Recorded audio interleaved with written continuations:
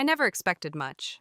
At my age, you learn to be grateful for the smallest things: a phone call, a birthday card, the sound of someone saying your name like it still means something.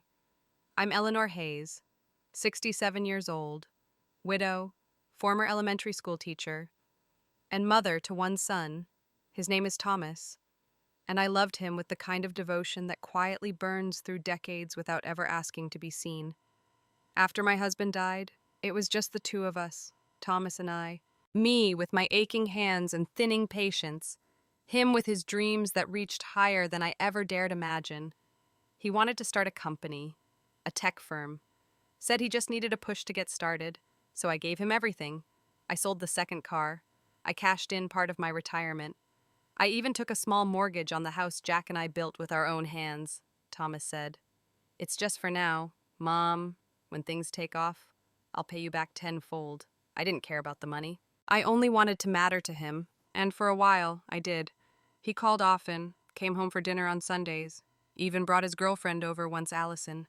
She was polished and sweet in the way young women are when they're trying to be polite to someone they find outdated. Then came the wedding. A grand event. Expensive, dazzling, loud. I was seated at the far table, next to some distant in-laws. I thought maybe it was a mistake. I smiled through it anyway. A year passed, then two.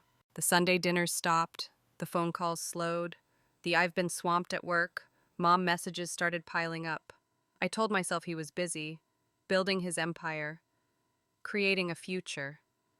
I didn't want to get in the way. I didn't want to seem needy. But some nights, I'd sit on the porch swing and hold my phone in my lap, waiting for it to light up with his name. It rarely did. Still, I waited. Then last month I got a message. "Hey, Mom, we're hosting a big dinner party this Saturday. You should come. It's kind of a celebration for landing the Jensen account. Would be nice to see you." I stared at it for a long time, not because I was unsure, but because my heart felt like it might jump out of my chest. I hadn't been invited to anything in over a year. I hadn't seen the inside of his new house, though I drove by it once just to feel closer. I replied I'd love to. "Thank you, sweetheart." Then I got to work. I took my best dress to the dry cleaner, the navy one Jack always said brought out my eyes. I even booked a salon appointment, got my nails trimmed, my hair curled just the way Thomas used to love when he was little. Said it made me look like a movie star. I bought a bottle of wine. Not cheap, but not too fancy either. Just enough to say I'm proud of you. That night, I stood in front of my mirror and practiced my smile. Not too wide, not too nervous. Just a proud mother, happy to be invited. Thomas lived in a neighborhood where the gates didn't even open unless your name was on a list. When I arrived, the security guard hesitated before calling up. I heard my son's voice through the speaker. "Yeah, she's good. Let her through." It felt clinical, like checking in a package.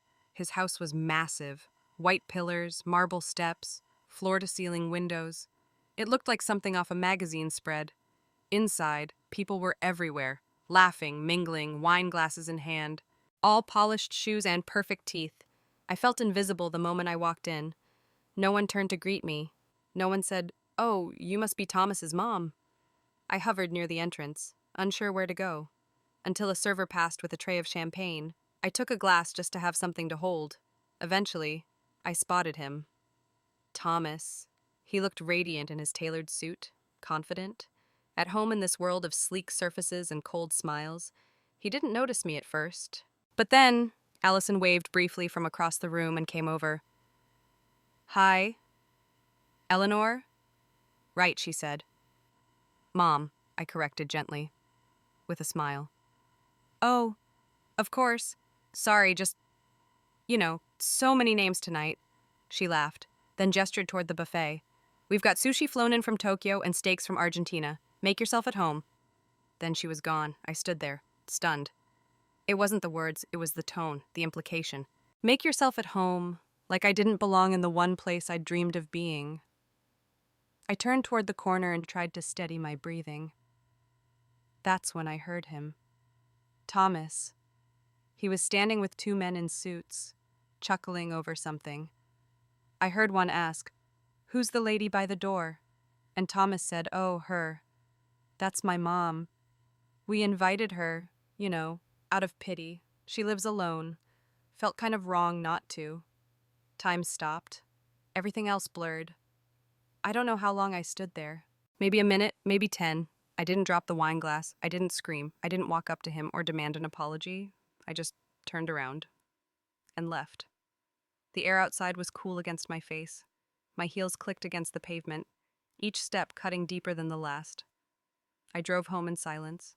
No music, no thoughts, just a dull ache thudding in my chest like the drumbeat of betrayal. When I got home, I took off the dress, folded it neatly, put it back in the box at the bottom of the closet. Then I sat on the edge of the bed, staring into the dark, and I whispered to the silence, out of pity. Huh, thank you for saying it out loud. Now I know exactly where I stand. I didn't cry. I didn't even pour myself a drink. That would have felt too dramatic, like I was mourning something. But there was nothing left to mourn. You can't mourn the living, not when they've already buried you in the back of their minds. Not when your presence is an afterthought, a guilt trap, a pity project. I sat at my kitchen table as the clock ticked past midnight. The hum of the refrigerator filled the silence like a quiet, indifferent reminder that life goes on, whether or not anyone wants you in it. There were no missed calls, no messages from Thomas, not even a casual, "Did you get home safe?" Nothing.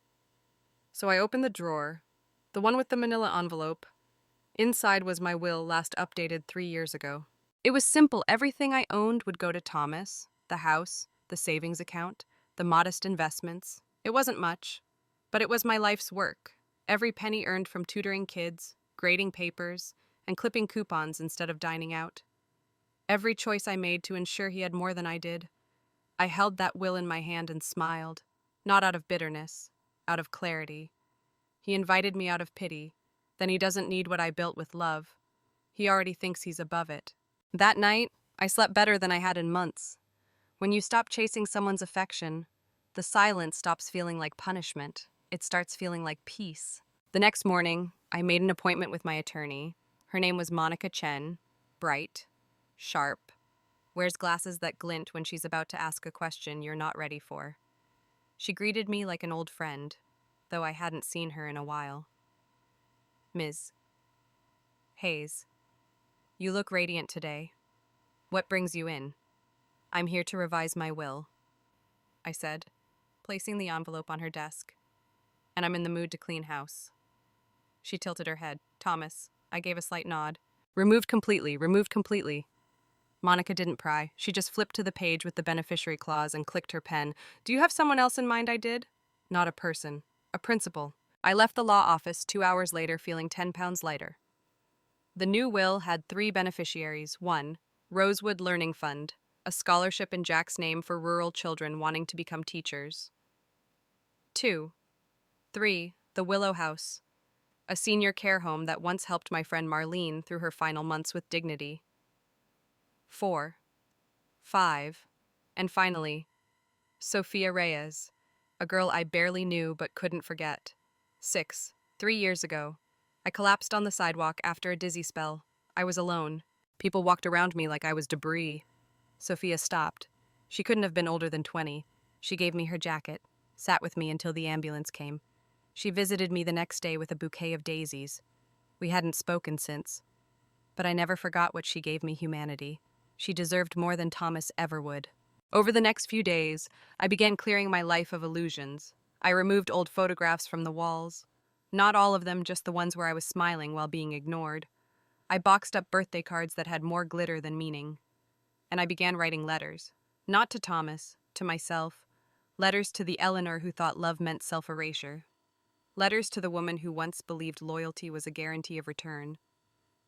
I rewrote my story in ink that didn't bleed for him. Thomas texted 3 days later. "Hey Mom, thanks for coming Saturday. Sorry if I didn't get to talk much. It was kinda hectic, lol." I stared at the message. A single lol trying to coat cowardice with charm. I replied, "Glad you enjoyed the evening. Take care." That was all. No guilt, no fury, just detachment. Because here's the truth. Homey silence isn't always weakness. Sometimes it's a decision. Sometimes it's a locked door with no spare key. The next weekend, I walked into a hardware store, bought a fresh coat of white paint, new curtain rods, 3 potted plants. If Thomas wouldn't visit this home again, then I wanted it to look like it had never waited for him. I began redecorating not just my living room, but my reality. No more coffee mugs saying "one mom," no more saved voicemails from when he was little, whispering "good night, mommy." I deleted them. Grief can be loud, but closure is quiet. It's a pair of shears cutting through the last thread you'd been clinging to. Then came the call. It was from Allison. "Hi, Eleanor. It's Allison. I hope I'm not calling at a bad time. You're fine. What's going on?" She hesitated. I wanted to apologize for how things went at the party. I didn't answer. She continued. "I overheard what Tom said about the invitation. I didn't agree with it. I told him it was cruel." Silence stretched between us. Then she said something that caught me off guard. "You raised a good man, but somewhere along the way, he forgot the woman who made him that way." I said nothing. There was nothing to say. Apologies don't untangle knots that have been rotting for years. But after we hung up, I stood at my window and thought, she's right. I did raise a good man. He just decided not to stay one, and that's not my cross to carry anymore. People say cutting off your child is unnatural, that a mother should always forgive, that we're supposed to bend and break, and still offer our arms like home. But I am not a welcome mat, and my womb was not a contract. Thomas was my child, but I am not his footnote. Now, every morning, I water the plants on the porch, the same porch where I once waited for him to visit, the same porch where I wept without sound. Only now, the silence feels like freedom. And my son. He lives in a world where I no longer orbit him. I erased my name from his expectations, and his from my legacy.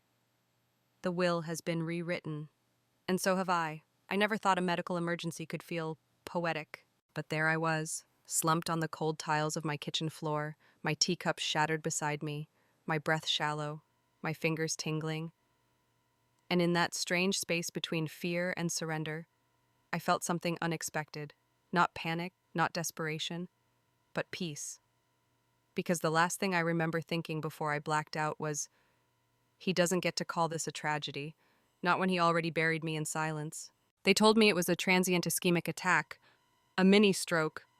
They said small, temporary, a warning, like a whisper from my body, slow down, or else. I woke up in a hospital room that smelled like bleach and lemon, the kind of room where time slows down and dignity gets folded into plastic bags. A nurse came in, asked questions, checked monitors, adjusted pillows. Then she said, "Your son is here. Would you like to see him?" For a moment, I almost said no, but curiosity is a stubborn flame. I wanted to see his face, not to feel love, just to measure the weight of his performance. The door opened, and there he was. Thomas, my son. His suit jacket hung open, his tie loosened like he'd just stepped out of a crisis meeting. His expression was tight, eyebrows pinched together, eyes darting toward the machines beside my bed. He looked at me as if I were something fragile. Funny, I thought, you can't break what's already shattered. "Mom," he said, breathless. "Are you okay?" I studied him, not the words, the face beneath the words. I saw concern, but it was too clean, too curated, like it had been stitched together on the drive over. "I'm recovering," I said softly. "Why didn't you call me?" he asked, coming closer. "Why didn't anyone tell me? Because I'm not your project," I replied. He flinched, just slightly. But I caught it. "Mom, I know I haven't been as present. I've been under a lot of pressure. The company's expanding, and Allison's been managing everything with the twins. Do they know who I am?" He paused. That pause said everything. We stared at each other like strangers on opposite sides of a mirror. "I heard about the will," he said suddenly, his voice quiet, wounded. "Allison saw a draft. Why would you take me out?" I wanted to laugh, Not because it was funny, but because it was always going to come to this. It wasn't the stroke that brought him here. It was the money. I leaned forward, slowly. I changed the will because you changed the meaning of the word mother. He opened his mouth, closed it. You stopped calling. You invited me out of obligation. You talked about me like I was an antique, a responsibility. His mouth twitched. That's not fair. No, Thomas, what's not fair is giving everything and dying quietly inside someone else's shadow. He sat down, silent. I watched him fold his hands just like his father used to when he didn't know what to say. Do you remember your 7th birthday? I asked. He looked up, confused. What I baked that dinosaur cake you wanted. Your friends bailed because of a snowstorm. You cried. So I sat with you in your costume and threw you a one-woman Jurassic Park party. A pause. I remember, he said, his voice softer. You did the T-Rex dance. Yes, I smiled faintly. I looked ridiculous.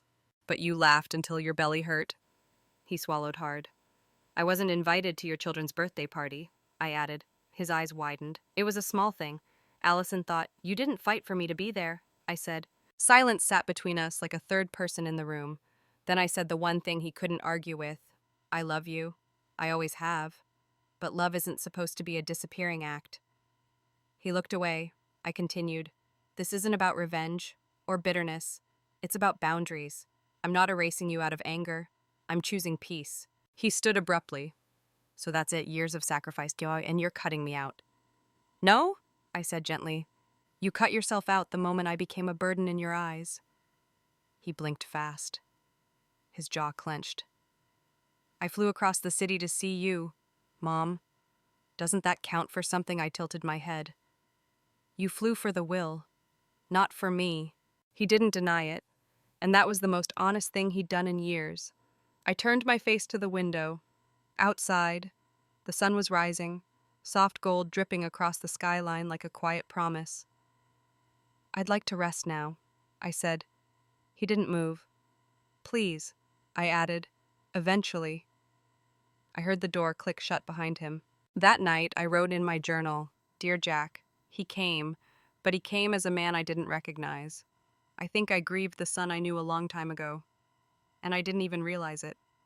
But tonight I'm done chasing shadows.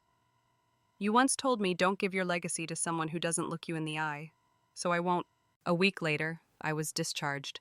No balloons, no car waiting outside, just me and a taxi, and that felt right, because I had walked out of rooms like this before with hope in my pocket. This time, I walked out with something sharper resolve. Back home, I stood on the threshold of my little house and breathed in the stillness. I was alive. I had lines on my face, aches in my bones, and a heart that had learned to hold silence without collapsing. But more than anything, I had clarity. Thomas wanted inheritance without intimacy, gratitude without responsibility, legacy without love. He came back to claim what he never earned, and I showed him the door. Time passed in quiet waves. I returned to my life, not quite unchanged, but reborn. I planted hydrangeas in the backyard, gave away a third of my books, switched to chamomile instead of black tea. It wasn't the life I imagined at 67, but it was finally mine. And yet, I knew deep down Thomas wasn't finished. The thing about entitlement is, it doesn't accept closed doors. It knocks, then pounds, then breaks through with a smile. It started with a visit, unexpected, unannounced. I was pruning my lavender when I saw the silver Lexus pull into my driveway. The same car Thomas once bought to reward himself for a successful merger paid for in part by my loan he never repaid. He stepped out, dressed in business casual, not a wrinkle in sight, not a hair out of place. But his eyes were tight, nervous.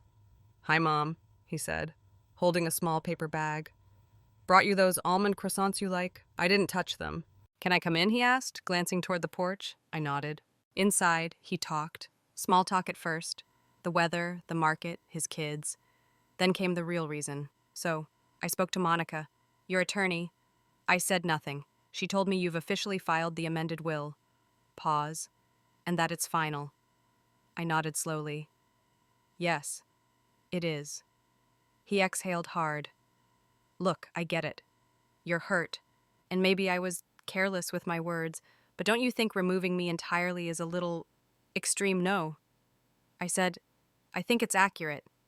He blinked. You're my mother. Yes, I said, and I was a damn good one. He leaned forward, voice dropping. Mom, if this goes public, if people find out, you'll make me look like a villain. I looked at him carefully. Thomas, you did that all by yourself. His jaw tightened. You raised me to be successful. You taught me to be strategic. This is emotional. It's not you. He was right. In a way, the old me would have bent, would have found a compromise, offered a percentage, a pathway back. But I wasn't that woman anymore. This isn't about strategy, I said. This is about consequence. He stood abruptly. So you're cutting me out of your life? Just like that. No, I said softly. You did that the moment you chose appearances over love. The moment you used the word pity like it was a favor. He didn't respond, just walked out, croissants still on the table. Then came the emails. A week later, Monica forwarded me one from Thomas's legal team. In light of Eleanor Hayes's recent health scare and cognitive vulnerability, we request a formal reassessment of her will and medical capacity to make binding decisions. Cognitive vulnerability. They were coming for me now through the back door. I expected it. What I didn't expect was the invitation. It arrived 3 weeks later, hand-delivered, a card embossed in silver, the envelope heavy with weight and performance. The Hayes Family Legacy Dinner, honoring 25 years of the Hayes name in tech. Formal attire, attendance requested by the family patriarch, a word that used to mean something, that used to mean Jack. Now it was just branding. I stared at the card, and I knew they weren't inviting me as family. They were parading me as proof. Look, she's here. She approves. She's fine. The will, just confusion. She loves her son. Of course he'll inherit everything. They thought I would come, sit, smile, nod, so I RSVP'd. Yes. I wore black, not out of spite, but because mourning deserves formality. The dinner was held at a private estate leased, no doubt for optics. It looked like a museum married a magazine spread. Inside, guests mingled beneath chandeliers, journalists circled, photographers hovered like vultures. Thomas spotted me, walked over quickly. Mom, he whispered. Thank you for coming. Just be calm. No surprises. I'll speak. You'll nod. Then we're done. All right, I looked at him and smiled. Dinner began. The toast came next. Thomas stood at the head of the table, glass in hand, voice smooth as velvet. He spoke of family, legacy, roots, mentioned me 3 times. And of course, my mother who's always supported me, who believes in what we're building for the next generation. A few claps, some polite smiles. Then came the twist. The event host stood up. A special tribute has been prepared. A short video, a look back at the Hayes journey. The screen lit up, photos, footage, narration. There were images of Thomas as a boy, at graduation, the company launch, pictures of Jack, and then me, but only in fragments, cropped, faded, at the edge of frames as if I had ghosted through his success, invisible but necessary. When the video ended, I stood. No one expected it. I wasn't supposed to speak.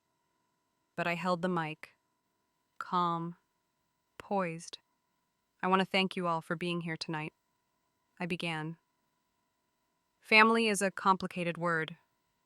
It's not just blood, it's choice and consequence. People froze. Thomas's eyes widened. I've watched my son grow into a man the world admires, but I've also watched him forget who held him when no one else showed up, who taught him how to stand before he learned to run. A murmur spread. I continued, I'm not here tonight as a proud mother.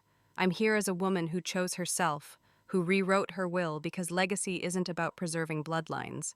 It's about preserving truth. Gasps. Silence. Shock. I placed the mic down, then looked straight at Thomas, and walked out. Outside, the air was cold, but I felt warm, whole. They wanted to use me as decoration. I became declaration instead. That night, I slept like a woman who no longer carried apology in her bones. And in the morning, I bloomed. A week passed after the dinner. I didn't watch the news coverage. I didn't open the articles that called me the firebrand matriarch or the woman who turned inheritance into protest. Let them write what they want. I wasn't fighting for headlines. I was fighting for the quiet, and finally I had it. Thomas didn't call, not the next day, not the day after, not even when Monica confirmed the revised will had been notarized and submitted to probate. He was gone, and for the first time in years, I didn't chase after him. Instead, I lived, truly lived. I made soup from scratch. I visited the Willow House and read poetry to women who had forgotten their husbands' names but remembered how to laugh. I wrote letters to Sophia Reyes and funded her dream to become a nurse. I watched one of the scholarship recipients from the Rosewood Fund send a voice memo through tears, saying, "This means I don't have to give up on school." Those voices filled my silence, and I didn't miss the one that had stopped speaking. Then on a gray Thursday morning he came. I was trimming the edge of my garden. The lavender had grown wild. I liked it that way. I heard the familiar crunch of shoes on gravel. Turned slowly. There he was. Thomas. But different. No suit. No curated haircut. Just a man who looked tired. Not from lack of sleep, but from the weight of truth finally sitting on his shoulders. He didn't speak at first. Just stood there, holding a worn envelope. "I didn't come for money," he said. I said nothing. He stepped forward and handed me the envelope. "These are letters, ones I never sent, ones I wrote after the dinner, after the hospital, after I realized what I did. I didn't take it. Not yet. Because I needed to know." "What do you want from me now?" I asked. "Redemption, forgiveness." "My name back in your will of convenience." He shook his head. Slowly. Brokenly. "No. I came to return something." My eyebrows lifted. He looked down. Voice hoarse. "I spent my whole life trying to build something people would admire. But I used your bones to lay the foundation. And I built it so tall I couldn't even see you anymore." The wind shifted. He took a breath. "I don't want your will. I want your honesty. Just once. I want to hear what you would have said if I hadn't broken you." I stepped forward, and for the first time in years, I let the truth loose. "You want honesty," I said. "Like, here it is. Like, I raised you with everything I had. Love, sacrifice, late nights, bent backs, and blistered hands. I was proud to give. I was proud to be your mother. But somewhere along the way, I became a relic in your story. You made me invisible, softened me into background music. A character you referenced when it made you look good, but silenced when I asked for space to exist. You didn't just stop calling, you stopped seeing me." He flinched. "I know. I see that now. But seeing it," I said, "isn't the same as undoing it." He nodded, then whispered, "I don't expect to undo it. I just wanted you to know that I finally understand." I looked at him, really looked, and for a moment, I saw the boy again, the one who used to fall asleep on my chest after thunderstorms, the one who screamed for me when he skinned his knees, then cried harder when I kissed them. But that boy wasn't standing in front of me anymore. This was a man who had taken too long to remember who taught him how to love. I took the envelope, not out of acceptance, out of closure. "Thank you for bringing these," I said. "But you should know this doesn't change the will." He nodded. "I figured," he said. "And that's okay." And for the first time, I believed him. He left without asking for a second chance. That, somehow, was the most honest thing he'd ever done. I walked back inside, placed the envelope in my drawer, but didn't open it. I didn't need his words to stitch together what had already healed. Sometimes forgiveness is not about reunion. Sometimes it's about release. Weeks passed, then months, and one morning, I woke up and realized I wasn't waiting anymore. Not for calls, not for change, not for someone to finally love me the way I loved them. I wasn't holding my breath or hoping to be remembered. I was simply present, whole, alive. On my 68th birthday, I sat alone with a slice of lemon cake, a cup of tea, and my garden blooming wild around me. I didn't need a party. I didn't need flowers from a name that forgot how to say mom with tenderness. I had roots, and they were strong. People ask me sometimes, "Don't you miss having family?" I tell them I didn't lose my family. I lost my place in someone's performance. Now, I live outside the stage, and the silence out here is sacred. Because I didn't bury my son, I buried my expectations, and in that soil I grew something softer, stronger, mine.